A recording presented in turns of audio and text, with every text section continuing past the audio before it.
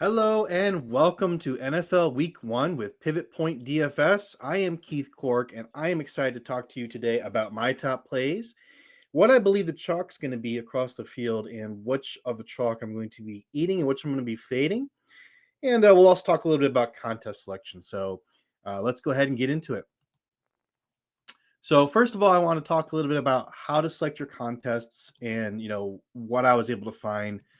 This screen may be a little small for you. Let's see if I can make it a little bit bigger. Sorry about that. Zoom in a little bit here. There we go. There we go. Okay. So I looked at 19. Sorry, that's the multi-entry. Single entry. I looked at 19 different single entry contests here, and the things I was looking at were the potential payout, right? How many times can you multiply your entry fee? What percentage of the field is paid overall? What the rake is? What the chances to win the top prize are? What the expected value or return on investment are for each entry, and your probability to hit 100 times your money and then 18 times your money. 100 times for me, that's just kind of arbitrary, but that's kind of what I would consider a big payday. And then 18 times is enough to cover the entire NFL season. So what is the probability I can win my stake for the entire season in one go? And so that's how I rank these. I am a GPP player, if you haven't gleaned that. So take that with a little bit of grain of salt if you're more of a cash game or a 50-50 type player. Maybe not so pertinent to you, but I then went ahead and made a just easy, simple ranking system where I just kind of ranked them 19 through 1 through 19 based on each of those credentials. I didn't weight it for anything like that, so I could do that in the future where I weight certain aspects more than I weight others. But just straight up, I gave them overall ranks, and this is where we kind of ended. For me, it's the NFL 150K SPY, which is a $100 entry. The top prize is 25,000, which is really nice. It's 250 extra money. If you look here at the probability, the biggest difference between this contest and contests below it is the probability to 100 extra money. It's significantly higher probability to do that because there's 3 chances in only 1,666 entries. So the probability of being able to do that was much higher than others. So that's really what kind of pushes over the edge. The rake is also really good on this one. It's the 16th one in terms of rank. So the rake here, and what is rake? It's what's DraftKings is taking. I'm not DraftKings. This is a DraftKings contest. So what is rake is how much of the pot the DraftKings is taking from the players, and so this one also ranked pretty highly in those terms as well. So for multi-entry, I did the same process, and the one that came out on top for me was the 75K screen pass. That's a $15 entry per entry, and it's a 3 max. So the total enter is $45 for that. So it's really doable for anybody, honestly. And it does have a bit of a flatter, right? I should say a steeper payout structure where the top is getting more of the cash than people that are just hitting the cash line. So you want to try to aim for the top with this one, but it does give you again the top chance to 100 extra money by a pretty healthy margin. As you can see here, by far and away the best chance to do that. And then the probability to 18x also significantly better than anything else in the field. So those are two of the things that are probably most important to me. So that's why I would rank this one the top one. So that's how I would go through and kind of determine what the softest contests are. And you might have a different process, and if you do, I'd be happy to hear that. But for me, this is what works. So all right, let's talk about let's talk about the chalk. Give me 1 second here. There I am. Hey, I'm big now. Hello, everybody. So let's talk about what we think the chalk is going to be in this game here. Sorry, I'm going to clear this out. I don't want to show you that just yet. Okay. So let's talk about what the chalk is going to be for Week 1 NFL DFS. Where are people going to gravitate towards at running back, at wide receiver, et cetera, et cetera. For running back, I think, there's going to be quite a bit of interest in Chase Brown. I do not personally have interest in Chase Brown. I think there are other running backs in that price range that have better ceilings than Chase Brown. People are going to be on Chase Brown because they want to stack that Cincinnati Cleveland game, and we'll talk about the top game stacks briefly at the end here. But they want to stack him for that reason, and I get it. It's not like terrible idea. When it comes to Cincinnati, they're going to have to score points. Obviously, their defense is terrible, and that's why everyone wants to stack that game. But I just think that there are other running backs in that range that I'm more interested in. For instance, Kyren Williams. I love that Houston Rams game as a game that people are overlooking, not necessarily thinking is going to be a big scoring game. And I do think there's going to be quite a bit of scoring in there. And I do think that Kyren Williams is going to have at least a touchdown, maybe two. Right? He is a workhorse back, very rare in today's NFL. So you get him for $100 less than Chase Brown. Chase Brown, is getting the bulk share of the work, but he's not a workhorse running back. He's not going to be getting those all those high value touches that Kyren Williams is going to be getting. Jonathan Taylor, a couple $100 more than Chase Brown. Another good pivot, I think, where people aren't going to be necessarily as onto him as they might be. One guy that's a chalk that I'm seeing a whole lot around the field, just watching other people give their takes and seeing where they are. James Conner against the Saints. I mean, it's an easy call, right? The Saints suck. They're going to be terrible. The Cardinals should win this game handily. So if that's the case, then obviously James Conner is going to get more work, right? So I think, this is one of those instances where I think the chalk is worth it. I think he's probably going to come in under the ownership that he should have just based on the situation and what he's going to be doing because he's just not a fun or exciting player to roster. So I'm going to have him on all of my lineups because I feel like he's a very safe play. And I feel like there's still going to be some ownership left on the table for him. Outside of that, some other guys. So McCaffrey, I want to talk a little bit about McCaffrey. McCaffrey was a hard fade for me at first. I faded him in season long. I faded him in best ball.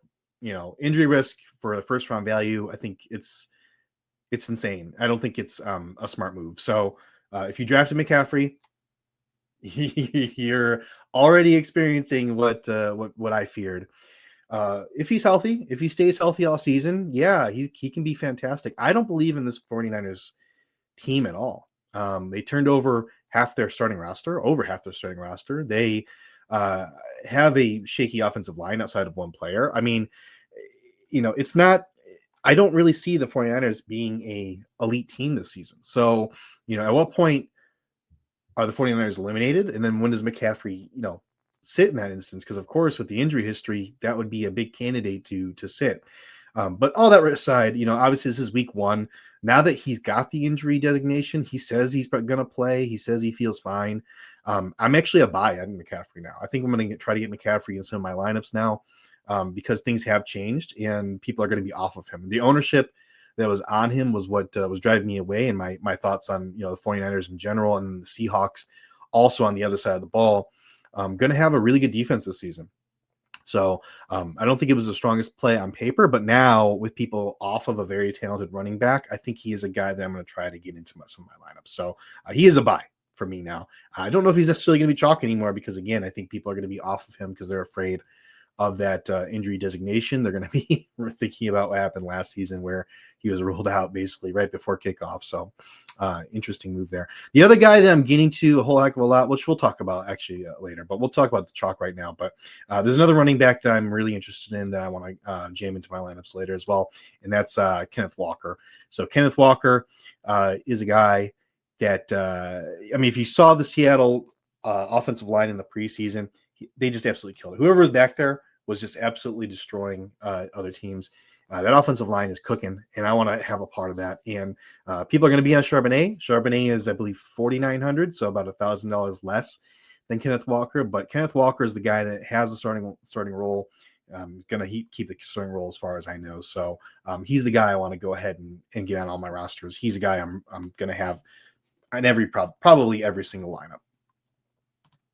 For wide receiver, where are people gravitating towards? There's a couple of different people here. The first I'm going to want to point out is, if this computer will ever work, Emeka Egbuka. Emeka Egbuka, strong play for sure.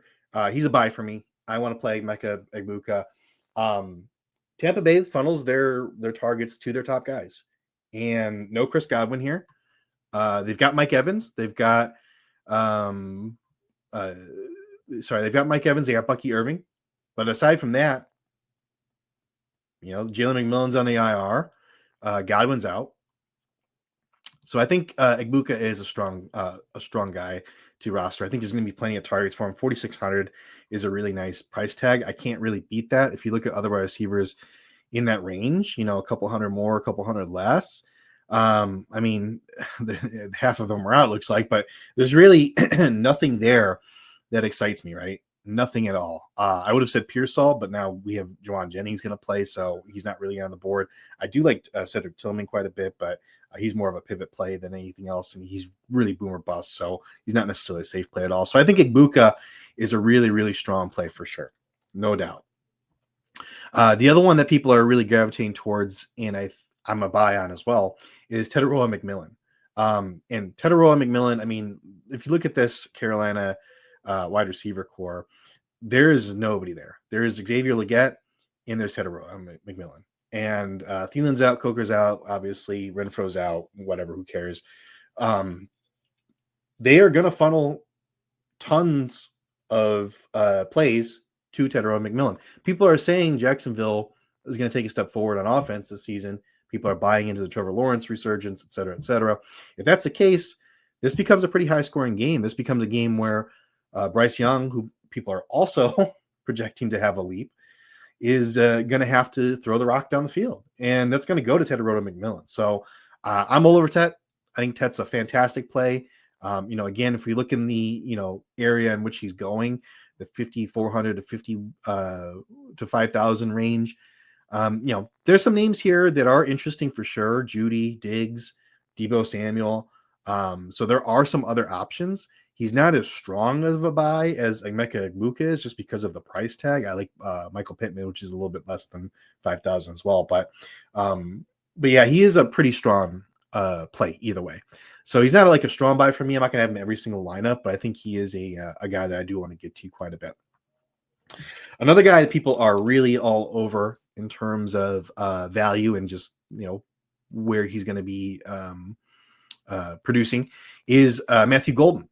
And I mean, I get it, right? We don't know at this point. It looks like probably Jaden Reed, is going to be out.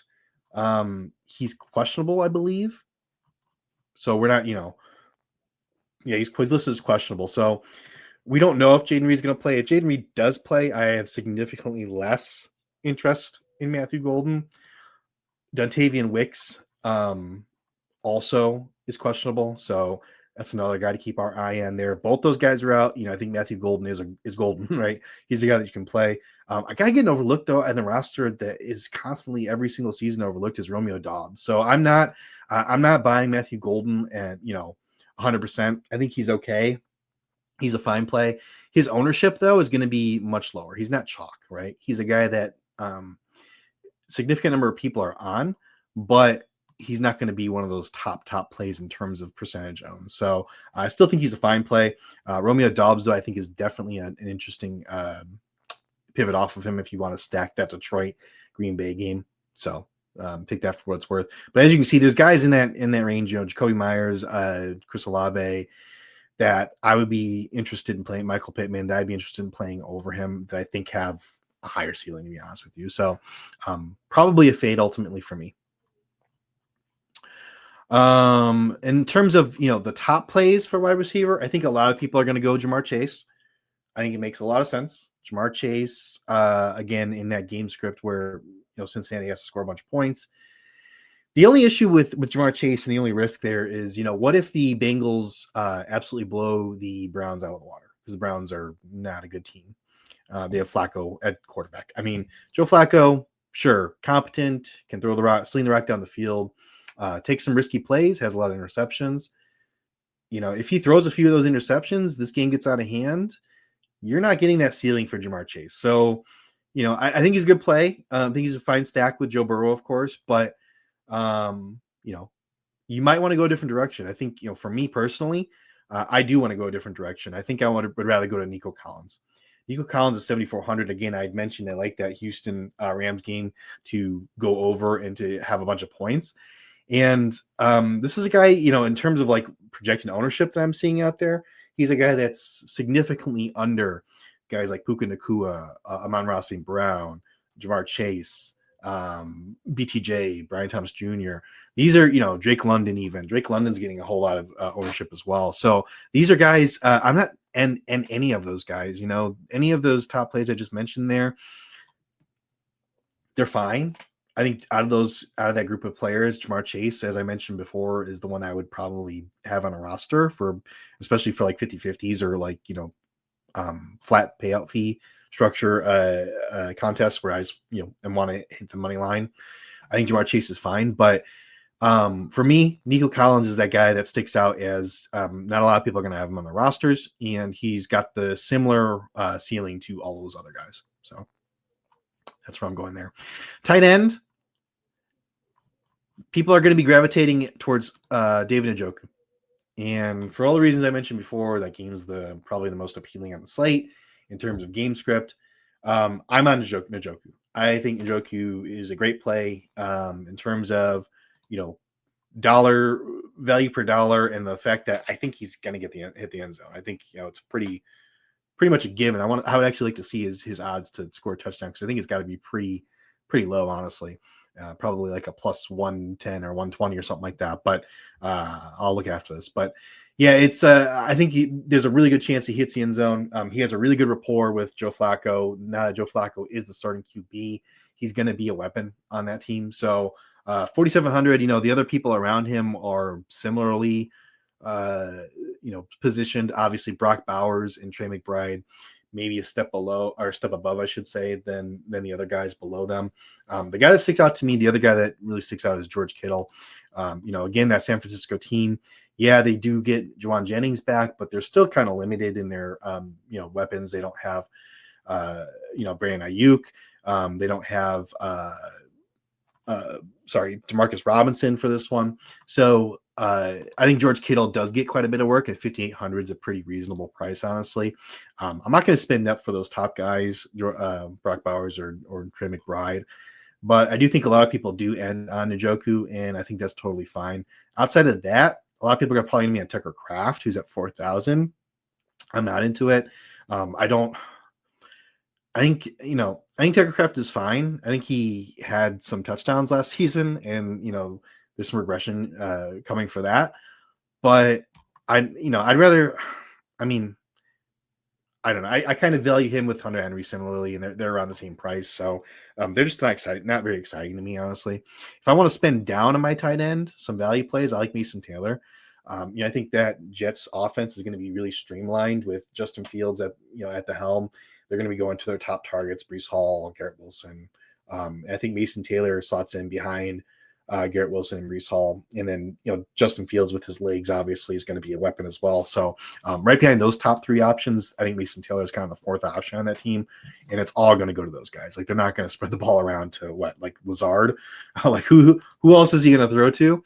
I really don't know. I don't think, Lazard, Reynolds, I don't think any of these guys, Gibson, Gibson, they're not going to get any targets. It's just going to be all the top four guys. So Braylon Allen, I know is top of everyone's mind because they're all preying on Breece Hall's downfall. I'm not buying it. I think he'll get some touches for sure, but he's not going to be like going off or anything like that. So that's not super interested in that. Talking about QBs, for the QBs on this slate, I really just think you want to stack with whatever options you're going with. For me, again, Burrow, if you're going to go with Chase, I think that's a really solid combo. Of course, like Stroud with my top play, which is Nico Collins. Tua Tagovailoa, sorry. Tua is a really interesting play to me. I think he's a guy that's getting kind of overlooked here. And that Colts defense is not super strong, not super encouraging. So I do think Miami here is an interesting stack if you want to stack like Tyreek Hill with Tua Tagovailoa.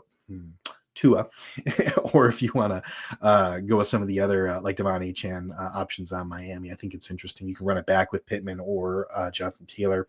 I think that's a really interesting build as well. So other QBs I might be interested in. I mean, if you go Puka, I think Stafford's fine.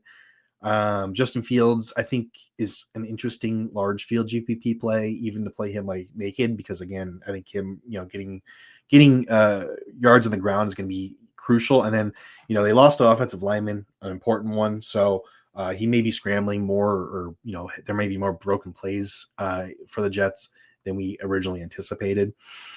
But those are really the guys that stick out to me. I think if you really want to go, bargain hunting, obviously Joe Flacco. I just think the ownership is going to be over what his true value is going to be. Like, he's got a ceiling for sure. Could he throw, 3 touchdowns and just 1 interception? Sure. And he's going to be a great play then. But there's also a world where he has 3 interceptions and 1 touchdown, or, 2 touchdowns and 3 interceptions. So, don't think it's the most amazing play in the world. I think it's something that you have to like go out of your way to get. But I do think if you're playing Joe Flacco, there are also some interesting guys to stack with him. Obviously, I think you need to play Njoku. But outside of him, Cedric Tillman is a guy that really sticks out to me at 4,400. A lot of people are going to go to Judy. Fine, Judy's okay, but Tillman really is the guy that was taking off before he suffered that injury last season. And so he's a guy that really sticks out to me as a strong play if you want to stack that game. All right, so let's talk about what kind of a lineup would look like for me. And this is just an example. This isn't necessarily what I'm going to land on. This is just kind of taking all of my top plays, which I almost never do. I want to go ahead and have some of my top plays, but then also want to mix in some guys that I think are just going to be good pivots or under owned and things like that. So for me, what's the top plays here? I love James Conner. Again, I think we want to have him in every single lineup that I've got here. So James Conner is a must for me. I want to have Kenneth Walker in my lineups. I want to have him for sure. If I want to do, we'll go. Nico is my top wide receiver play. I want to get Nico. That's my my biggest contest I'm entering, the $100 entry. That's where I'm going to go. So I want to have Stroud as my QB. And then my other wide receivers, again, Buka, I think, is a strong one. And then Njoku for my tight end. The other wide receiver on my team, I'm going to leave that open for the moment. Let's talk about defenses here for a moment.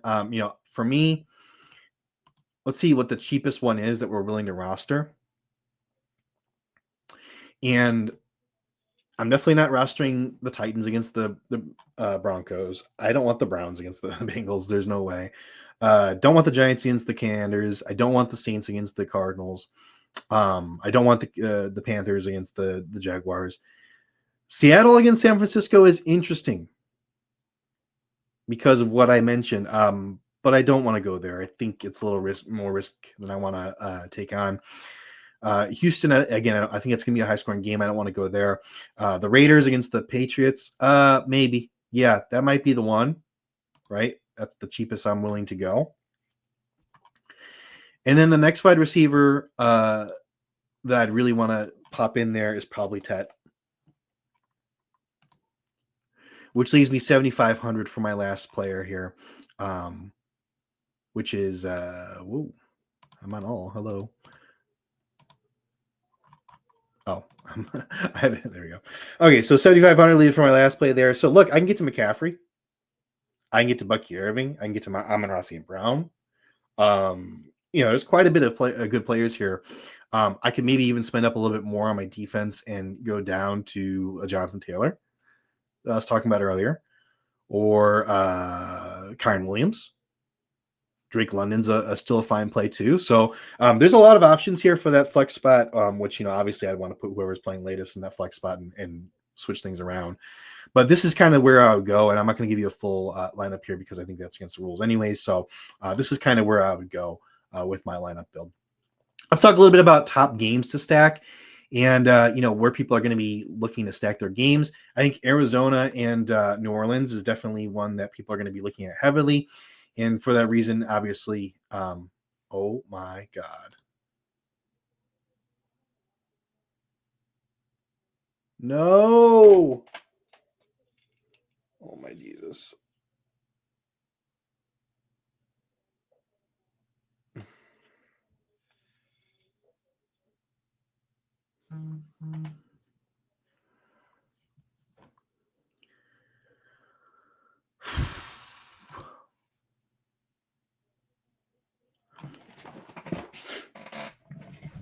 Okay, so let's talk about the chalk and where people are going to be going on these on this DraftKings slate. We'll go position by position, and we'll talk about which ones we're going to be buying, which ones are going to be selling, which ones we're going to be jamming into our rosters, which ones we aren't.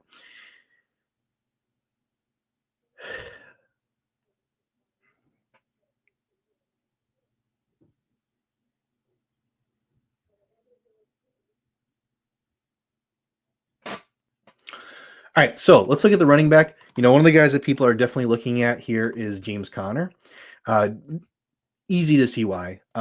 James Conner, they're going to get the Saints there. The Saints are terrible. Cardinals should roll them. If they do, obviously more rush attempts. Hopefully in the fourth quarter, he's still in instead of Trey Benson. Hopefully the Saints keep it somewhat close, but he should get whatever he wants against the Saints team. The Saints team is an absolute mess. This is chalk. A lot of people are going to have him. I say go for it. I say this is a buy. I want to have him in my team too. I think he's still going to go under-owned in terms of what he's going to produce in DFS, just because he's not an exciting player. He's not a sexy player. He's just a jag, right? Just a guy. But he's a very skilled running back, and he's just not that exciting. And so people are going to be off of him. But you should be on him for sure. The next guy that people are going to be rostering as a running back